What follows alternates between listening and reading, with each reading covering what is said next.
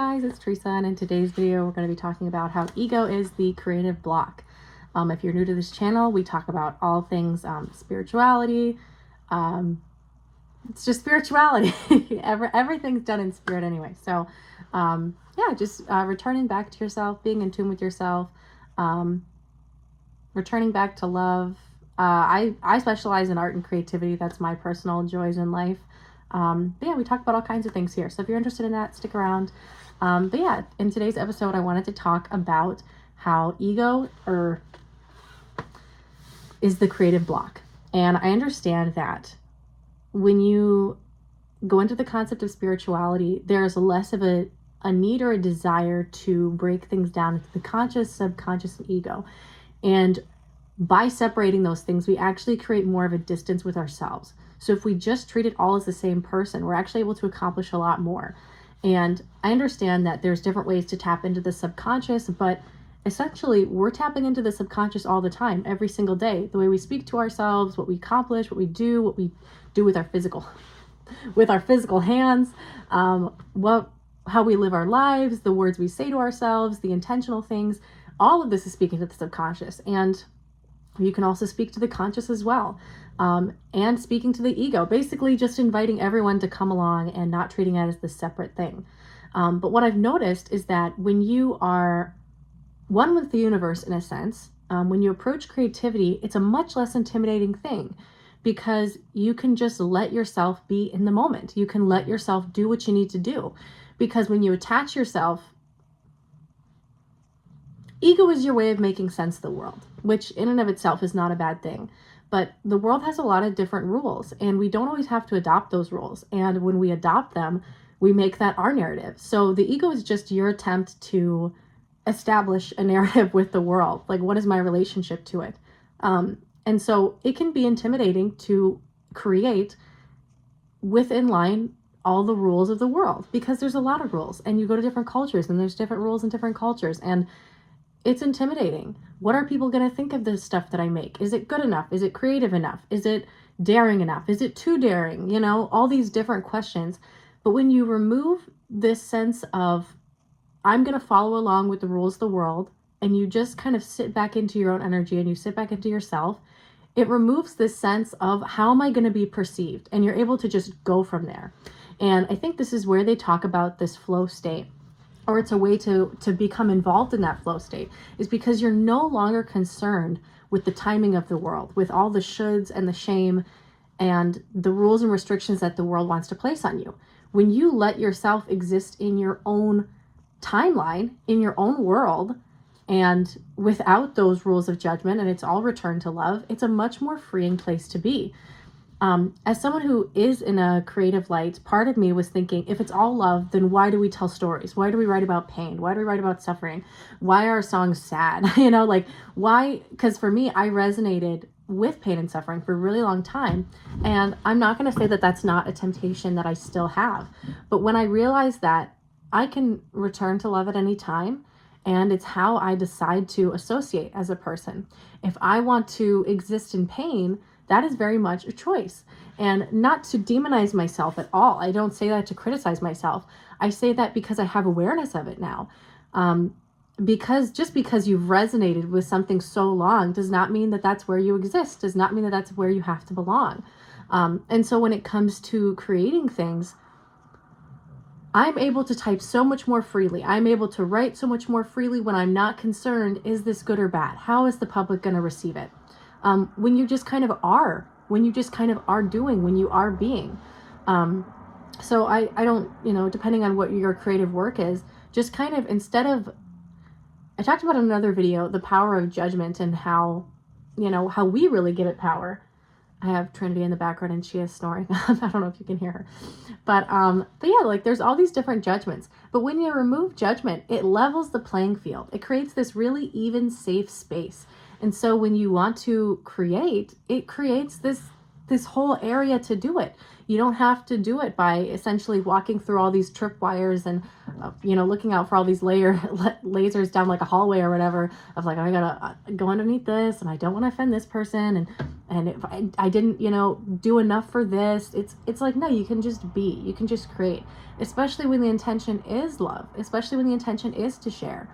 And I think that so much of life and the human experience is a learning process. So for me, when it talks about pain and suffering, realizing that those were states of being and I didn't have to exist solely in them. And it can be challenging to write for me, it's writing. It can be challenging to write when you're feeling sad because it feels like nothing is good enough. But when you realize that pain or suffering is an energy that you're tapping into, that you're able to relate to, and then you're able to kind of remove yourself and go back to your natural state of being, or to understand that when you are in a state of love, you can accept that someone is going through pain. You can accept that someone is going through hurt. And once again, you can gracefully remove the judgment that would come with that. So I just think, as we talked about in that other video, forgiveness is the great equalizer. Judgment is a not safe place. It's kind of like, oh, if you play over here, you'll understand that in these lines, you'll be safe. And then it's like, no, but if I'm only safe in here, then I'm really not safe at all. Either I'm safe or I'm not. And love is returning back to this equal playing field of, okay, no matter what I do, I'm not going to be separate from myself.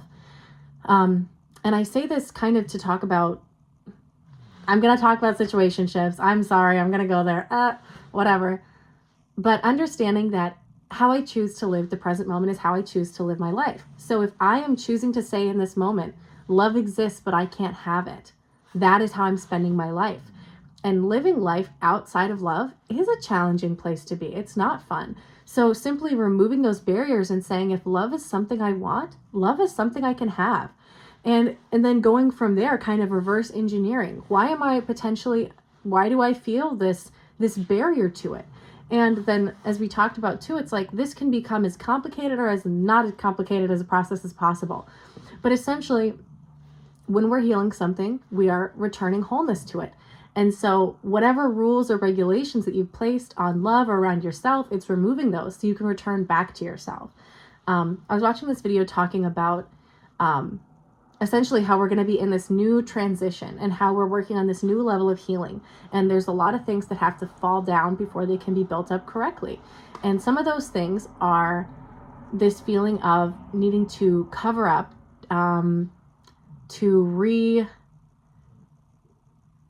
once again, rules or judgment, to learn that you're only safe if you exist in a certain way.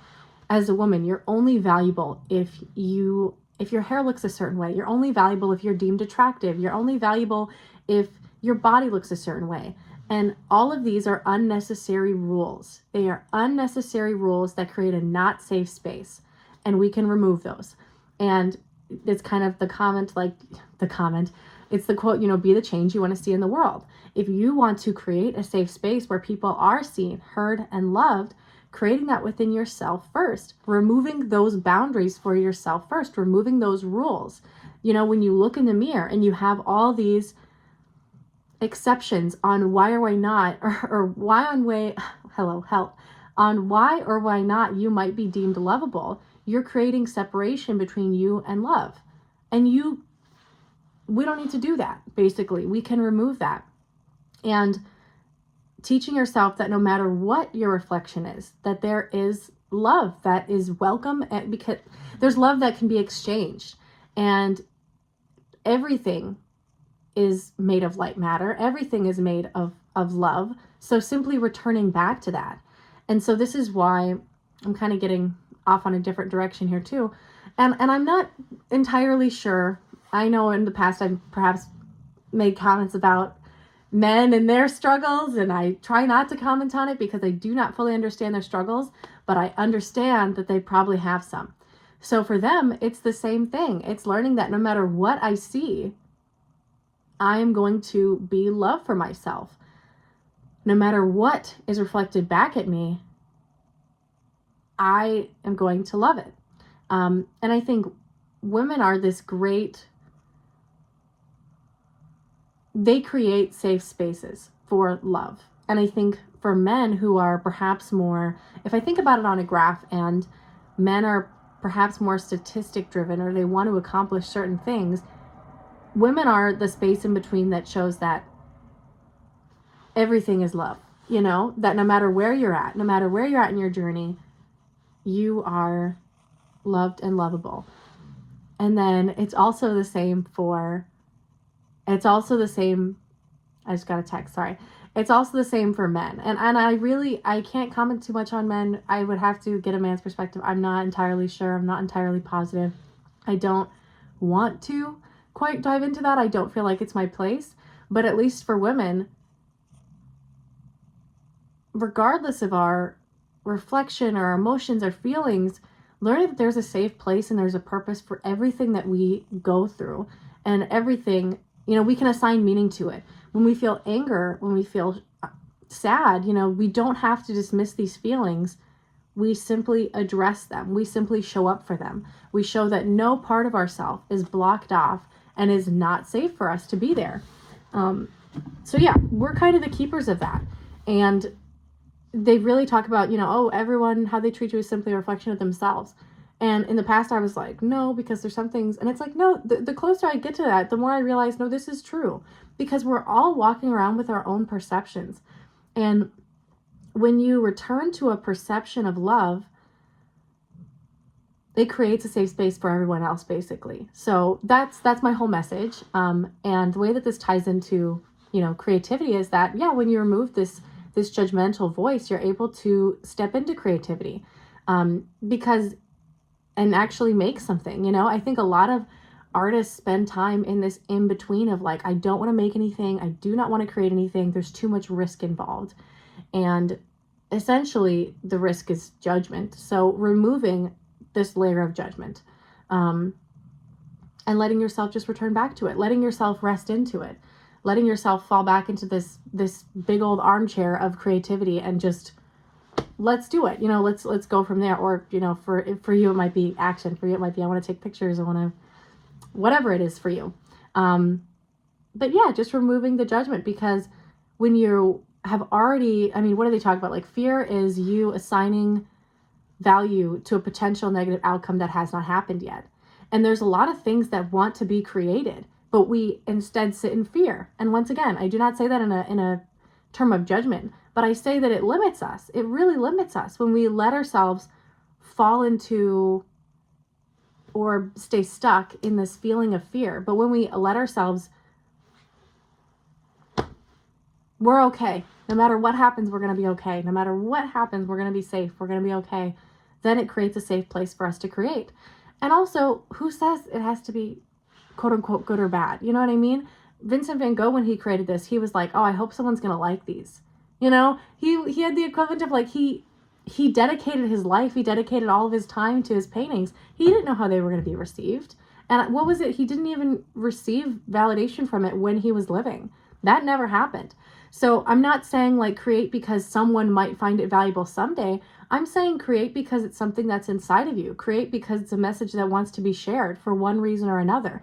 And maybe it serves and maybe the purpose that it serves is something that it unlocks in you. I had something the other day too where I was going to start a project, and I really felt this strong inclination to start it. And I'm like, why do I feel this strong inclination? Like, do I really care about this? Is this really going to make anything? Like, who is this going to help? I wanted to know the aftermath of it so much. And it's like, no, all I can say is right now I feel driven to create this. And so sitting in that motor, that flow of creativity, and just letting that desire fuel me instead of this potential, I need to know how it's going to turn out, because that's not something we're necessarily afforded. And how many things would we prevent the creation of it simply because we don't understand the value of it at the time? And the value can be exchanged with us instantaneously. But for the most part, I think the most rewarding thing is simply getting to be a part of flow, getting to be a part of the universe. I was writing it yesterday, and I hadn't written in forever. And that was a cool experience too, because I was criticizing myself for not reading. I'm like, there's all these beautiful books around me. There's all these wonderful concepts I could get into. Why do I not feel the need? Why do I not want to read right now? And it's essentially like when you already feel full of all these things, and for me it was judgment, for me it was shame, for me it was all these things that I wasn't giving myself space to create. It was like I just had to zone, I don't know what just fell there. I just had to let that release so I could create what I really wanted to make. And then I was writing again, and that felt good. It like created this free flowing, it removed those blockages. And I think the same is true for life too. When we get swept up in a certain level of I feel stuck right now, it means that we've allowed certain judgments and certain stories and narratives to kind of create this physical, to create this unseen maze. But when we level the playing field again, when we remove that judgment, it creates ways for new opportunities. And yeah, so I hope that you guys, if you want to create, I hope that you feel inclined to do that. But more than anything else, I hope that you allow yourself to release the judgment that you've placed on yourselves, and you allow yourself to live a more free life. And that if there is something that